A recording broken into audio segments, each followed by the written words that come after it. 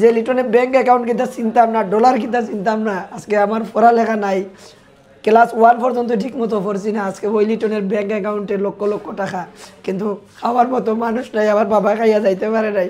ভাই একটু জানতে চাই, মানুষ শুরুর দিকে সবাই একটু ডাউন থাকে, অনেকেই মানে লো ফ্যামিলি থেকে উঠে আসে। আমি আপনাকে ইন্ডিকেট করে বলছি না, আপনি আমরা দেখেছি অনেক কষ্টের ভিডিওগুলো আপলোড দিয়েছেন, এতে বোঝা যায় যে আসলে কি আপনি দরিদ্র ফ্যামিলি থেকে উঠে এসেছেন কিনা, একটু জানাবেন।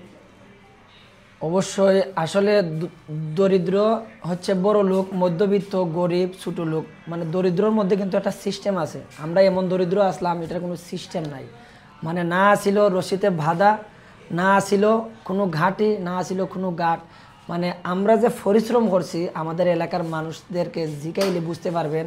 এখনও তো আমার অনেকে গাইলায় ভাই, অনেকে বড় বড় হুমকি দেয়, আজকে হয়তো আমার তাদেরকে মানে ব্যাখ্যা দেওয়ার মতো শক্তি নাই দিকে তারা আমার হুমকি দেয়, অনেক মানুষ বাংলাদেশের বিভিন্ন জায়গায়, কিন্তু আমি কারো ব্যাখ্যা দিই না। কিন্তু আমার বাবা একটা জিনিসই বলতেন, কারণ আমার বাবার কথাটা মনে হলেই আমার খান্দা আয় হচ্ছে।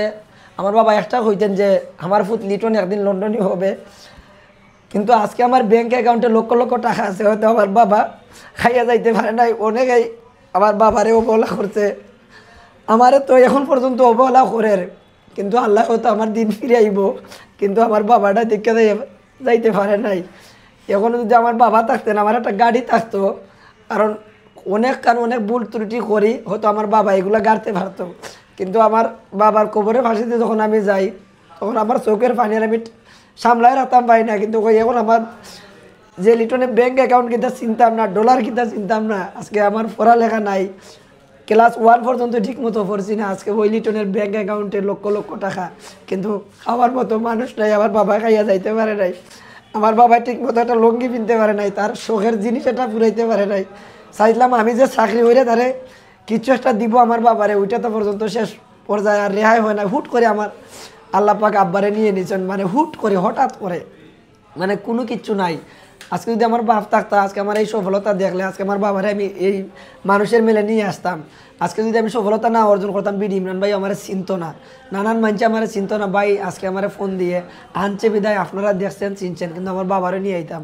এই যে আমার মা, আমার মাথা হাতায় দিন, আমার মা গেছে আলকো খান্দা করছেন যে পুত্তর বাবা দুনিয়াতে নাই, কিন্তু বাড়ি ঘর করতে হবে। আমার ভাই কালকে যে দায়িত্ব ছিলেন, দায়রে বই আমার আম্মাই খাইনছেন, আমার মাথা হাতাইয়া এরপর টাকা পয়সা খুব কেয়ারফুলে খরচ করিস, আমার বাড়ি নাই ঘর নাই, তোর বাপ তো তোর বিটাত মরতে পারলো না, আরো বিটাত মারা গেছে, কিন্তু অন্তত আমারে তোর বিটাত রেখে আমারে মারিস। আমার 2টা বোন, ছোটো একটা ভাই, মানে এদেরকে তো গাঠি খরাইতে হবে। এখন যদি আমার বোনগুলা নাইও আসে আর বাড়িতে আসতে হয়, আমার বাড়িতে যে আমি তুলবো এ ক্ষমতা এখন আমার হয় নাই, কিন্তু আমার পেজগুলো হেক হওয়ার কারণে। সো সবাই আমার লাগে দোয়া করবেন যাতে আমি কিছু একটা করতে পারি, আর আপনারা আমার ভিডিওগুলো পাইলে বেশি বেশি করে শেয়ার করবেন, সবার কাছে পৌঁছে দিবেন।